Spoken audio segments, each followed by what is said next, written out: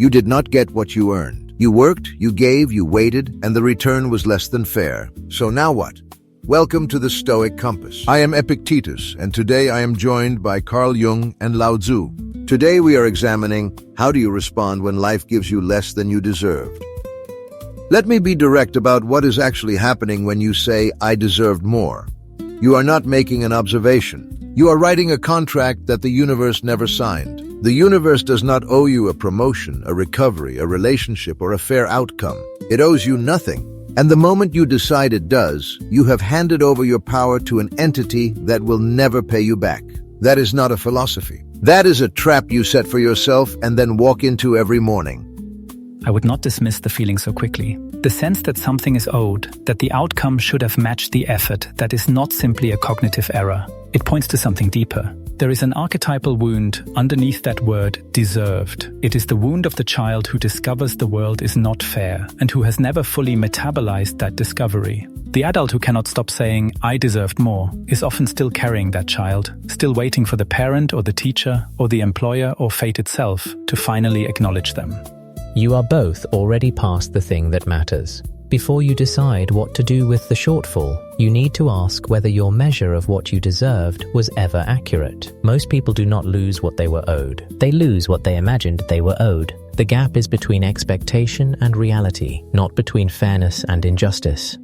That is too convenient. Are you saying nothing is ever genuinely unjust? That the man who works twice as hard and is passed over because of someone's corruption should simply examine his expectations? There are real injustices in the world, real betrayals, real failures of reciprocity. I am not interested in a philosophy that tells the robbed man he was never really holding anything. I did not say that. I said most people, and I said the measure is often wrong. Not always. But when you are standing in the wreckage deciding how to respond, the first question is not whether you were wronged. The first question is what is actually in front of you now. And I would add, Epictetus, that your framework, useful as it is, carries a risk. When you tell someone to simply release their claim and move forward, you can inadvertently teach them to suppress rather than process. The person who never allows themselves to grieve a genuine injustice does not become free. They become brittle. The claim goes underground. It does not disappear. It becomes resentment, which is one of the most corrosive forces in the human psyche. I'm not telling anyone to suppress anything. I'm telling them to be precise. There is a difference between grieving a real loss and constructing a story in which you are permanently owed. Grief moves. Grievance calcifies. One is honest, the other is a prison you keep renovating. That distinction is real, and I do not reject it. But you cannot always see clearly which one you are in while you are inside it. That is exactly the problem. The person in genuine grief and the person feeding a grievance can feel nearly identical from the inside. The work is not to simply decide which category you are in and act accordingly. The work is to look honestly at what the sense of being owed is protecting you from feeling. You are both describing the same person from different sides of a wall. The question is not whether the wound is real or imagined. The question is whether you are clinging to the injury because some part of you needs it to remain. And why would anyone need an injury to remain? That makes no sense. Who chooses to stay wounded? More people than you think. An injury can explain why you have not tried again. It can justify why you hold back. It can keep you in a story where the failure belongs to someone else, which feels safer than the story where the outcome is still undecided. This is exactly the shadow function I would point to. The sense of being cheated can serve a psychological purpose the person is entirely unaware of. If I believe I deserved more and did not receive it, I preserve my self-image intact. I was not inadequate, I was not unlucky, I was wronged. The ego finds enormous relief in that narrative. The problem is that the relief comes at the cost of agency. Fine, I accept that. But the remedy is not to spend years excavating why the ego needed the story. The remedy is to stop feeding the story. To ask, right now, today, what is in my control? The past treatment is not. Your next action is... But you cannot always act well from a place of unexamined pain. The action comes out crooked. You tell yourself you are moving forward, and you are actually still fighting the thing that hurt you, just in a different direction. So what are you recommending? That people stop before every action and examine the depths of their psyche? No, I am recommending that people learn to recognize the feeling of forcing something. When the effort has that particular quality of grinding, of pushing against resistance that does not give, that is often a sign that the action is still in service of the old wound rather than the present situation.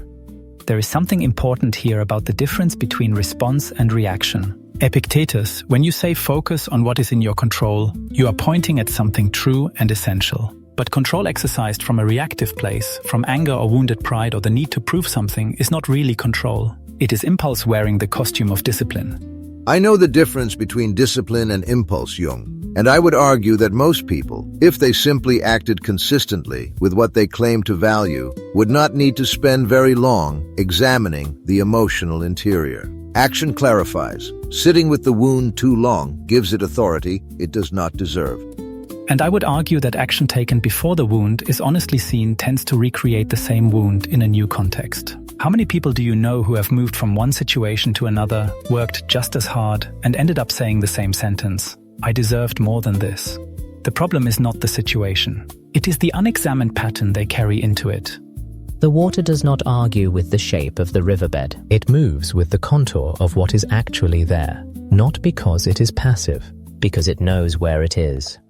That is elegant, and it is also possible to use it as an excuse for doing nothing. The water does not argue. Fine. But I have also seen people who called their paralysis flow. There is a version of Taoist acceptance that is just fear with better language.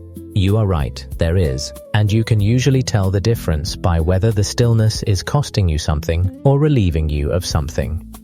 That is a sharper distinction than I would have expected from you, LAOZI. I think that cuts close to the central problem. When a person says, I am at peace with receiving less, are they genuinely free, or are they protecting themselves from the risk of wanting again? The psyche is very creative when it comes to disguising retreat as wisdom. It is, and the psyche is equally creative when it disguises agitation as virtue. We are now fully inside each other's territory and getting nowhere. The question is not what the wound means or what the water does. The question is what the person in front of us, the one who has genuinely received less than they put in, what do they actually do now? They begin by being honest about what they are feeling without immediately trying to fix or resolve it. Not because wallowing is useful, but because you cannot navigate accurately from a position you have not named. And they ask whether the standard they are measuring against is one they chose clearly or one they inherited without noticing. And then they act. They decide what they are going to do with what remains. Because the real loss is not what was taken or withheld. The real loss is the days spent building a case instead of building something new. You have heard the argument from three directions. Set it down. Here is what you actually need. When life returns less than you put in, the first thing you feel is real. The disappointment is real. The injustice may be real. Do not let anyone, including me, tell you to skip past that. But here is what you cannot afford to do. You cannot afford to make the shortfall the organizing fact of your life. The moment you decide that the central story is what you did not receive, you have transferred control of your future to the past. Every decision you make from that place will carry the weight of the grievance. The new job will be shadowed by the last one. The new relationship will be measured against the one that failed. You will work hard and you will be watching for the betrayal you have already decided is coming. Here is what is in your control. The standard you hold yourself to, regardless of the return. The effort you bring to what is in front of you now. The decision about whether this situation gets to define what you are willing to try next. Life does not owe you balance. It will not correct the ledger. The return is not the point. What you do with what you have left, that is the only thing that has ever been yours. Today, try this. Write down the one place in your life where you are still waiting for something to be made right. Then write one action you have been postponing because of that wait. Do the action. Do not wait for the acknowledgement. The acknowledgement is not coming and you do not need it. The debt you are owed will not be paid. That is not a tragedy. It is a fact, and facts are the only things worth building on. You spend some part of today thinking about what you should have received. Spend some part of tomorrow on what you are going to do instead. The life that is actually yours is not the one that went the way it was supposed to. It is the one you build from where you actually are. Start there. If today's conversation has served you, take it further. Pay Attention by C. Trebier. 12 Lessons in the Practice of Seeing Clearly. Available now on Amazon.